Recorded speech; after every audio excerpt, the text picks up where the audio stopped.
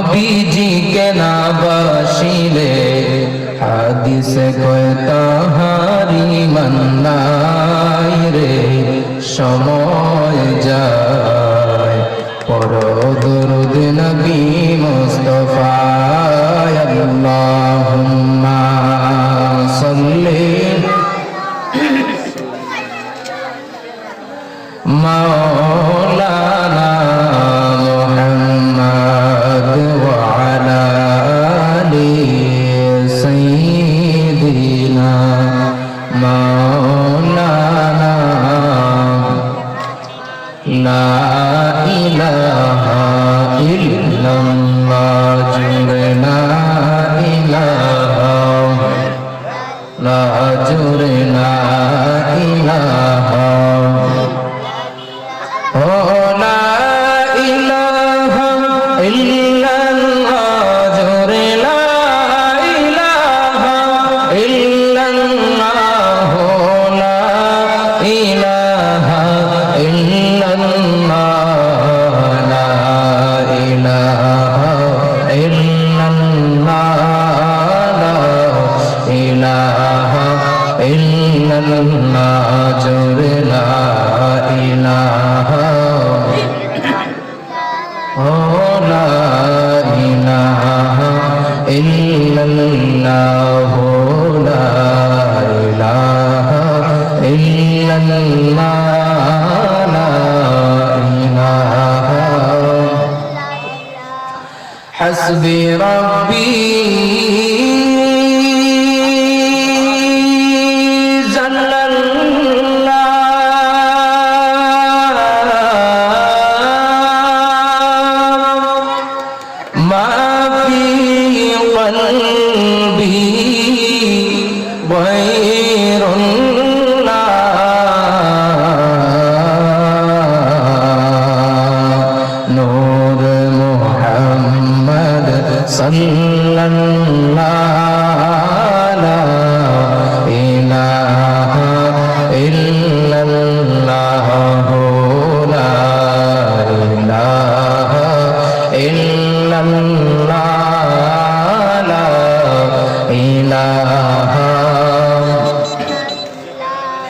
Ya Rahmanu Ya Allah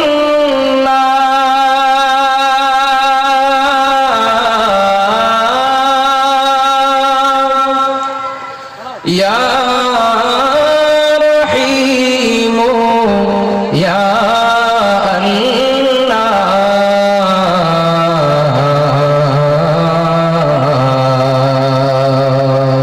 Ya Dayyanu Ya Allah La ilaha illallah La ilaha illallah La ilaha illallah Koi salika आरज़ू का कोई सलीका आरज़ू का न बंदगी मेरी बंदगी है ये सब तुम्हारा करम है आका ये सब तुम्हारा करम है आका के बातें अब तक बनी हुई है ला इलाहा इल्लल्लाह ला इलाहा इल्लल्लाह जुरे ला इलाहा इल्लल्लाह ला इलाहा ला इलाहा इल्लल्लाह मुहम्मदुर रसूलुल्लाह সাল্লাল্লাহু আলাইহি ওয়াসাল্লাম। আল্লাহ আল্লাহ আল্লাহু লা ইলাহা ইল্লাহু আমার আল্লাহ আল্লাহ আল্লাহু লা ইলাহা। আপনাকে দেখিলে নবী গো দুজক হয় হারাম। আপনাকে দেখিলে নবী গো দুজক হয় হারাম।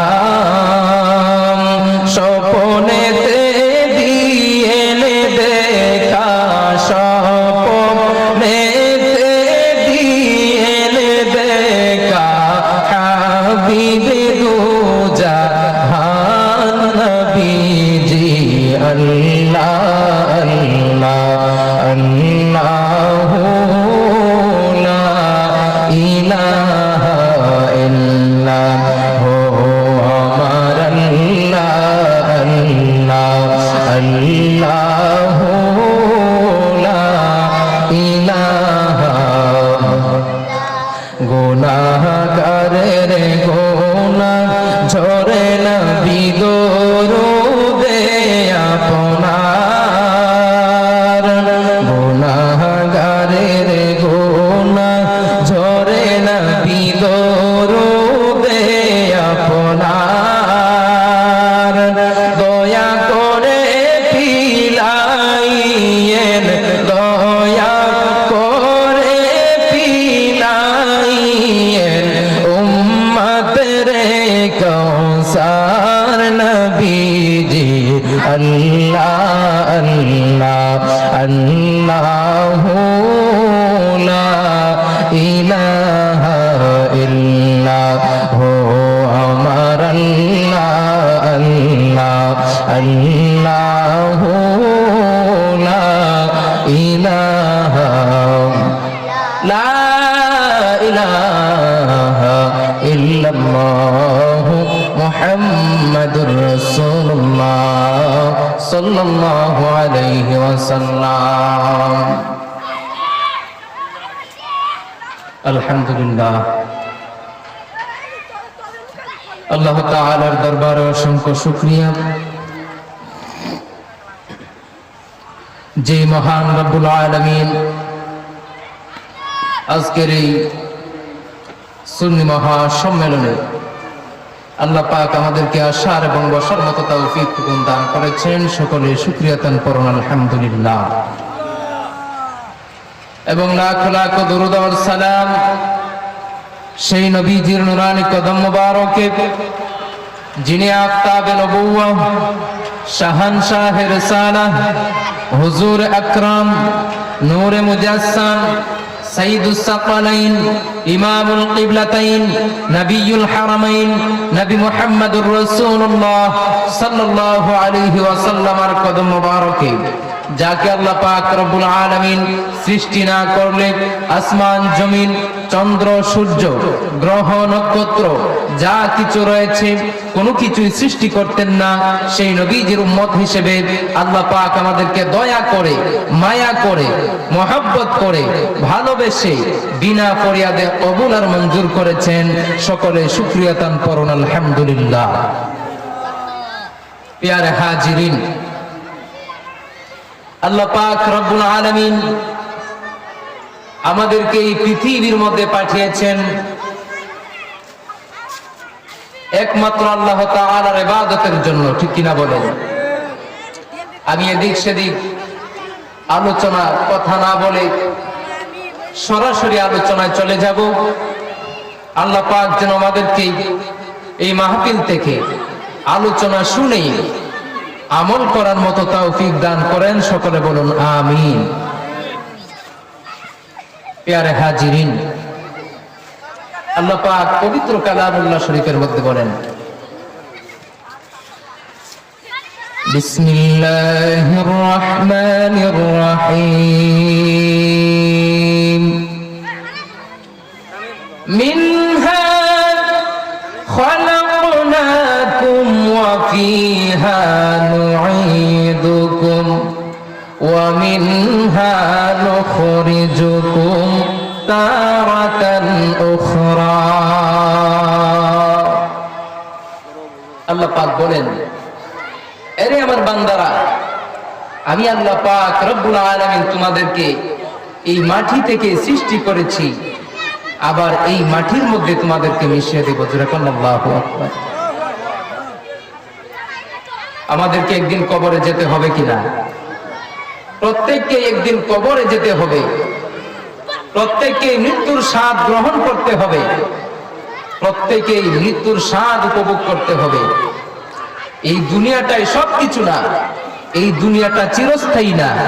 আল্লাহ পাক রব্বুল আলামিন যার জন্ম আল্লাহ পাক রব্বুল আলামিন দিয়েছে, যার জন্ম হয়েছে, তার একদিন মৃত্যু হবে, কি কিনা বলেন? একদিন তার মৃত্যু হবে, তার মৃত্যুর স্বাদ গ্রহণ করতে হবে। যার প্রাণ রয়েছে, আল্লাহ পাক যাকে প্রাণ দিয়েছে, জীবন দিয়েছে, এইরকম প্রত্যেকেই মৃত্যুবরণ করতে হবে। আমরাও এর বাহিরে না। কবর এমন একটা জায়গা, যে কবরের মধ্যে যদি আমরা ধরা পড়ে যাই, এই কবরের মধ্যে যদি ধরা পড়ে যাই, তাহলে মনে করবেন যে প্রত্যেকটা ঘাটই আপনার মুসিবতের। যদি আপনার কবরটা আপনার জন্য কঠিন হয়ে যায়, আপনার সব ঘাট আপনার জন্য কঠিন হয়ে যাবে। আর যদি কবরটা আপনার জন্য সহজ হয়ে যায়, তাহলে আপনার আর কোনো ঘাটের মধ্যে ধরা পড়বেন না। প্রত্যেকটা ঘাট আল্লাহ পাক রব্বুল আলামিন আপনার জন্য সহজ করে দিবে। জোরে কন্যা সুবহানাল্লাহ। জীবনটাকে কাটিয়ে দিয়েছি গুনাহ করে, নামাজ ছেড়ে, অন্যায় কাজের মধ্যে আমাদের জীবনটাকে অতিবাহিত করে দিয়েছি। মৃত্যুর কথা একবারও স্মরণ করি না, কিন্তু আমরা একবারও চিন্তা করি না সেই দুনিয়াটাই আসল জায়গা না। গুনাহ করতে করতে কাটিয়ে দিয়েছি। সংসার সংসার কইরা ভোগে গো, করলা না বন্দেগি,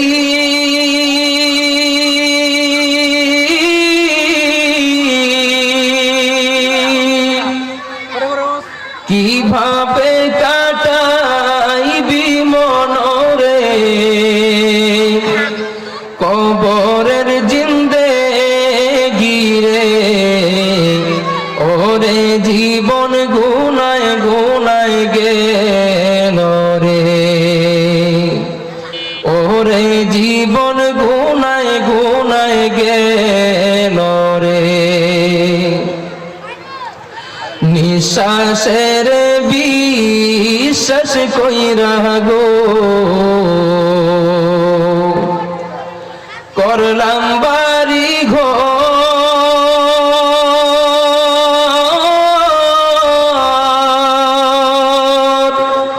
কোন দিন জানি আজরাইল আইসা গো, করবে সবই পর রে, ওরে জীবন গুনায় গুনায় গেল রে, ওরে জীবন গুনায় গুনায় গেল রে। ঠিক কিনা বলেন? আল্লাহর নবীর একজন সাহাবী, যার নাম হযরতে উসমান। হযরতে উসমান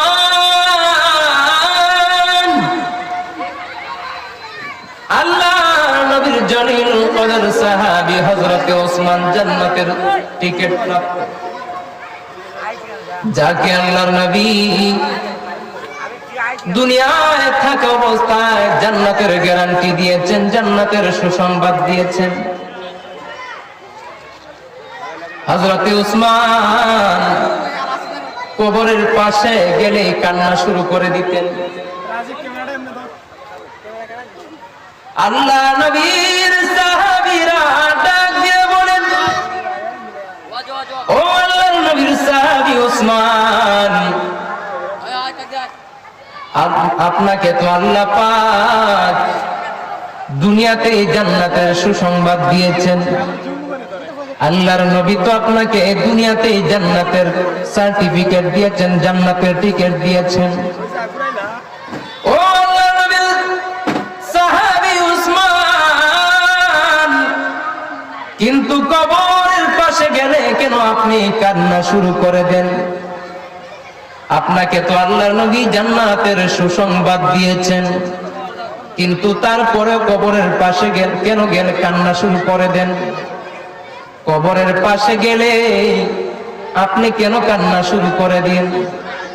হযরতে উসমান ডাক দিয়া বলেন, ও নবীর সাহাবীরা শুনো, আমি উসমান কেন কবরের পাশে আসলে কান্না শুরু করে দেই জানেননি? কারণ হলো রে নবীর সাহাবীরা, এই কবরটাই হচ্ছে আখিরাতের প্রথম মঞ্জিল। ও নবীর সাহাবীরা, এই কবরটাই হলো আখিরাতের প্রথম মঞ্জিল। এই কবরের মধ্যে যদি আটক হয়ে যায়, এই কবরের মধ্যে যদি আযাবের ফেরেশতার হাতে গ্রেফতার হয়ে যায়, এই কবরটা যদি আমার কঠিন হয়ে যায়, আমার প্রত্যেকটা ঘাট আমার জন্য কঠিন হয়ে যাবে। ও নবীর সাহাবীরা শুনো, কবরের আযাব যদি শুরু হয়ে যায়, কবরের মধ্যে যদি আমি ধরা পড়ে যাই, প্রত্যেকটা ঘাট আমার জন্য কঠিন হয়ে যাবে। যে আল্লাহ পাক রব্বুল আলামিন জান্নাতের সার্টিফিকেট দিতে পারে, সে আল্লাহ তো জান্নাতের সার্টিফিকেট কেড়েও নিতে পারে। এই জন্য কবরের পাশে আসলে আমার চোখ দিয়ে পানি বের হয়ে যায়। আল্লাহর নবীর সাহাবী হযরত উসমান দুনিয়াতে থাকা অবস্থায় জান্নাতের সার্টিফিকেট পেয়েছে, তারপরেও কবরের পাশে গেলে কান্না শুরু করে দেয়। আর আমরা জীবনে কত অন্যায় করেছি, কত অপরাধ করেছি, তারপরেও কোনোদিন মৃত্যুর কথা স্মরণ করি না, তারপরে কোনোদিন কবরের কথা স্মরণ করি না। ঠিক কিনা বলেন? ও পর্দার অন্তরালের মা, যেই ঘরের মধ্যে ঘুমাও, লাল শাড়ি পরে যেই ঘরের মধ্যে তুমি প্রবেশ করেছো, এমন একটা দিন আসবে গোমা, সেই ঘর থেকে একদিন সাদা কাপড়ের কাপড় পরে বের হয়ে যেতে হবে। ওই দিন কোনো মেকআপ থাকবে না, ওই দিন কোনো মেকআপ থাকবে না। আপনার 5 টুকরা কাপড়ের কাপড় ছাড়া আপনার সঙ্গী কিছু হবে না। আপনার শুধু একমাত্র কাপড়ের কাপড় ছাড়া আপনার সঙ্গী কেউ হবে না গো মা। যেই সন্তানের জন্য এত কষ্ট করেছেন, নিজে না খাইয়া সন্তানকে খাওয়াইছেন, এই সন্তান আপনাকে 3.5 হাত মাটির নিচে রাইখা সে আবার বাড়িতে চলে আসবে। একদিন, 2 দিন, 3 দিনের পরে আপনার কথা তার মনে থাকবে না। 3 দিনের পরে আপনার জন্য আর চোখের পানি ছাড়বে না। কিসের জন্য এত বাহাদুরি গো মা? যেই ঘরের মধ্যে লাল শাড়ি পরে প্রবেশ করেছো, সেই ঘর থেকে আবার সাদা কাপড়ের কাপড় পরে বের হয়ে যাবে। কথা বলুন ঠিক কিনা? কার জন্য জানি? আমাদের প্রত্যেকের জন্য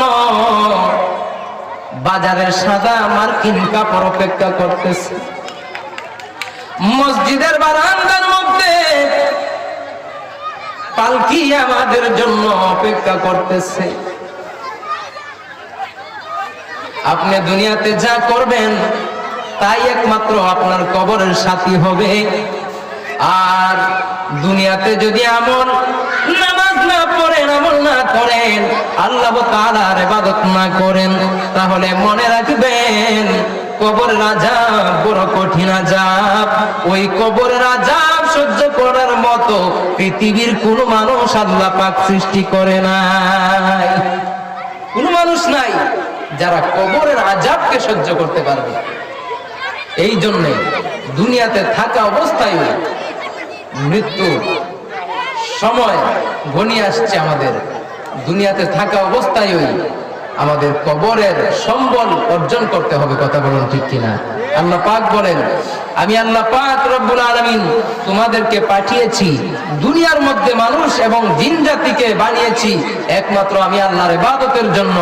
দুনিয়াটা হচ্ছে আখিরাতের বাজার। কথা বলুন ঠিক কিনা? দুনিয়াটা হচ্ছে আখিরাতের বাজার। এই জন্য আমরা আখিরাতের সম্বল নিয়ে পৃথিবী থেকে বের হতে হবে, পৃথিবী থেকে বিদায় নিতে হবে। আর যদি মনে করেন দুনিয়াতে ফুর্তি আনন্দ ফুর্তি করে যদি দুনিয়ার মধ্যে কাটিয়ে দেন, জীবনটা কাটিয়ে দেন, মনে রাখবেন আপনার জন্য কঠিন আযাব অপেক্ষা করতেছে।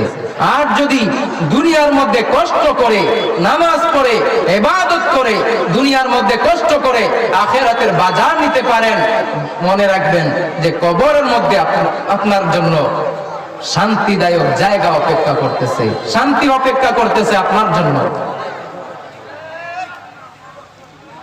ডাকে একটা কথা বলে যে আগে তিতা পরে মিঠা। আর যদি আগেই মিঠা খান তাহলে মনে রাখবেন যে আপনার পরবর্তীতে তিতা খাইতে হইব। ঠিক কিনা বলেন? গাঢ় ট্যাবলেট খাইছেন না আপনারা? গাঢ় ট্যাবলেট এটা কিন্তু প্রথমে মিষ্টি লাগে, এটা প্রথমে মিষ্টি লাগে, এরপরে লাগে তিতা। এটা নিয়ম। যদি আপনি প্রথমে মিষ্টি খান পরবর্তীতে আপনার তিতা খাওয়ান লাগবে। আর যদি প্রথমে আপনি তিতা খাইয়া যান পরবর্তীতে আপনার জন্য মিষ্টি অপেক্ষা করতেছে। কাজেই এখনো যারা নামাজ পড়েন না আল্লাহর কাছে তওবা করে নামাজ ধরেন। নামাজই হচ্ছে একমাত্র আখিরাতের পুঁজি, নামাজই হচ্ছে আখিরাতের সম্বল। কথা বলুন ঠিক কিনা? ভাইয়েরা রে আমার, বন্ধুরা রে আমার, ও আমার যুবক ভাইয়েরা রে, মনে মনে ভাবতেছেন আমার তো দিন অনেক রয়ে গেছে, নামাজ পড়তে পারবো, ইবাদত করতে পারবো, অনেক সময় বাকি আছে। কিন্তু ফেসবুক করলে দেখা যায় তোমার মতো কত যুবক রাস্তায় অ্যাক্সিডেন্ট করে মারা যায়। যেই যুবক চিন্তা করেছিল আর একটু বয়স হলে নামাজে ধরবো, যেই যুবক চিন্তা করেছিল আর একটু বয়স হলে দাড়ি রাখবো, বিবাহের পর দাড়ি রাখবো, কিন্তু রে যুবক ভাই, এই যুবকের মনের আশা মনেতে রয়ে গেল, মনের আশা মনেতেই রয়ে গেল। সেই যুবক দাড়ি রাখার আর সময় পাইল না, সেই যুবক নামাজ পড়ার আর সময় পাইল না। এর আগেই তার সামনে মালাকুল মউত হাজির হয়ে গেছে। আপনার মতো কত যুবক প্রত্যেক দিন ইন্তেকাল করতেছে, প্রত্যেক দিন কবরের যাত্রী হয়ে যাচ্ছে। কথা বলুন ঠিক কিনা? বৃদ্ধ হয়ে গেলে বাইরে আপনার ইবাদতের কোনো মূল্য থাকবে না আমার আল্লাহর কাছে। আমার আল্লাহ পাক রব্বুল আলামিন হিসাব করবে শুধু আপনার মাত্র যৌবনকালের ইবাদত। এটাই হচ্ছে মূল্যবান সময়। আপনার শিশুকালের ইবাদত কোন গণায় নাই। আল্লাহ শিশুকাল দেখবে না, বৃদ্ধকাল দেখবে না, আল্লাহ দেখবে আপনার যৌবনকালের ইবাদত। যদি আপনার যৌবনকালের ইবাদত সঠিক থাকে, আপনি যদি বৃদ্ধ বয়সে অনেক সময় যদি আপনার অসুস্থতার কারণে ইবাদত নাও করতে পারেন, আল্লাহ পাক রব্বুল আলামিন আপনার যুবক বয়সের ইবাদতের কারণে বৃদ্ধ বয়সের গুনাহগুলো মাফ করে দিবে। অনেকেই নামাজ পড়তে পারে না, বিছনায় পড়ে যায়, এটা দেখবে না। আল্লাহ পাক হিসাব করবে আপনার যৌবনকালের ইবাদত।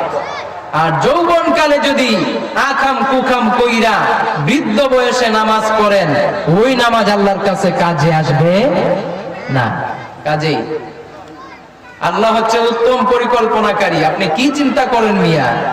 মনে করেন যে বৃদ্ধ হলে নামাজে ধরবো, কিন্তু মনে রাখেন আল্লাহ পাক রব্বুল আলামিন আপনার চাইতে হাজার হাজার কোটি কোটি গুণ বেশি উত্তম পরিকল্পনাকারী। আপনার আগে আল্লাহ পাক পরিকল্পনা রেখে দিয়েছেন। উনি আপনার আগে পরিকল্পনা করে ফেলেছেন। আপনি কি পরিকল্পনা করেন? বৃদ্ধ হলে নামাজে ধরবেন, কিন্তু আল্লাহ পাক এই সুযোগটা আপনাকে দিবে না। কাজে যুবক বয়সে নামাজের সময়, যুবক বয়সে ইবাদতের সময়। হযরতে জিবরীল আমিন বলেন, আরে পৃথিবীর মানুষ শুনে রাখো, পৃথিবীর মধ্যে একসঙ্গে কত জায়গায় বৃষ্টি হয়, কত ফোঁটা বৃষ্টি হয়। সারা পৃথিবীর মধ্যে একবারে যদি বৃষ্টি হয়, আমি জিবরাইল তা গুনতে পারি রে পৃথিবীর মানুষ। কিন্তু একজন যুবক যুবতী যৌবনকালে যখন আল্লাহর কুদরতি কদমের মধ্যে সিজদায় লুটে পড়ে, আমার আল্লাহ পাক রব্বুল আলামিন তার একটা সিজদার বিনিময়ে কত হাজার নেকি দে, আমি জিবরাইল তা গোনার মতো ক্ষমতা নাই। সুবহানাল্লাহ। তাহলে বোঝা গেল যৌবনকালের ইবাদতের বড় মর্যাদা, যৌবনকালের ইবাদতের বড় মূল্য, যৌবনকালের ইবাদত বড় মূল্যবান। এই জন্য যুবক ভাই, আপনাদের পায়ে হাত রেখে বলি, নামাজ পড়েন, নামাজ পড়েন, অন্যায় কাজ ছেড়ে দেন, অন্যায় কাজ ছেড়ে দেন, হারাম সম্পর্ক ছেড়ে দেন, হারাম রিলেশন ছেড়ে দেন, পরকীয়া ছেড়ে দেন, জেনা ব্যভিচার ছেড়ে দেন। এগুলো হচ্ছে মারাত্মক গুনাহ। আমরা চোখে করতেছি জেনা, মুখের দ্বারা জেনা করতেছি, হাতের দ্বারা জেনা করতেছি, পায়ের দ্বারা জেনা করতেছি, ঠিক কিনা বলেন? জবানের দ্বারা জেনা করতেছি। 24টা ঘন্টা আমাদের জেনায় অতিবাহিত হচ্ছে, কিন্তু আমরা নিজেরাও খবর পাচ্ছি না। আখিরাতের সম্বল অর্জন করেন, আখিরাতের সম্বল অর্জন করেন। যদি আখিরাতে শান্তিতে থাকতে চান, দুনিয়াতে কষ্ট করেন। আল্লাহর হাবিব রাহমাতাল লিল আলামিন নবী বলেন, পৃথিবীর মানুষেরা রে জেনে রাখো, একজন যুবক ব্যক্তি যখন আমার আল্লাহকে আল্লাহ বলে ডাকবে, ওই যুবকের একটা ডাকের বিনিময়ে আমার আল্লাহ পাক রব্বুল আলামিন 70 বার জবাব দেয়। সুবহানাল্লাহ। একজন যুবক যদি আল্লাহকে আল্লাহ বলে ডাক দেয়, আল্লাহ বলে ডাক দেয়, আল্লাহ পাক তার জবাবে 70 বার জবাব দেয়। জোরে কন্না সুবহানাল্লাহ। আর একজন মুরব্বী যখন চোখের পানি চাইরা আল্লাহর কাছে কান্নাকাটি করে, আল্লাহর কাছে যখন চোখের পানি চাইরা কান্নাকাটি করে, আল্লাহর কাছে মাপ চায়, আল্লাহ পাক লজ্জিত হয়ে যায়। জোরে কন্না সুবহানাল্লাহ। আল্লাহ পাক লজ্জিত হয়ে যায়। ওই বান্দাটাকে মাফ না করে আল্লাহ পাক পারে না। কাজে তওবা করেন, জীবনে যত অন্যায় করেছেন, অপরাধ করেছেন, আল্লাহ পাকের কাছে তওবা করেন। আল্লাহ পাক আমাদের জীবনের সমস্ত গুনাহ মাফ করে দিবেন। জোরে কন্না সুবহানাল্লাহ। আল্লাহ দয়াশীল, আল্লাহ মায়াবী। আল্লাহ পাক রব্বুল আলামিন আমাদেরকে মায়া করে, দয়া করে আল্লাহ পাক পৃথিবীর মধ্যে পাঠিয়েছেন, সৃষ্টি করে। আল্লাহ পাক রব্বুল আলামিন আমাদেরকে মায়া করে সৃষ্টি করেছেন একমাত্র আল্লাহ তাআলার ইবাদতের জন্য। জোরে কন্না সুবহানাল্লাহ। আল্লাহ পাক রব্বুল আলামিন পবিত্র কালামুল্লাহ শরীফের মধ্যে বলেন, ওয়ামা খালাকাতুল জিন্না ওয়াল ইনসা ইল্লা লিয়াবুদুন। আমি আল্লাহ পাক রব্বুল আলামিন জিন জাতি এবং মানব জাতিকে একমাত্র আমি আল্লাহর ইবাদতের জন্য সৃষ্টি করেছি। জোরে কন্না সুবহানাল্লাহ। এই জন্য ভাইয়েরা আমার, আল্লাহর ইবাদত করতে হবে, আল্লাহর ইবাদত করতে হবে। কোন মানুষের গোলামি করা যাবে না, কোন মানুষের ইবাদত করা যাবে না। ইবাদতের উপযুক্ত একমাত্র হচ্ছে আল্লাহ পাক। আল্লাহ পাকের ইবাদতের সঙ্গে কাউকে শরীক করা যাবে না। কথা বলুন ঠিক কিনা?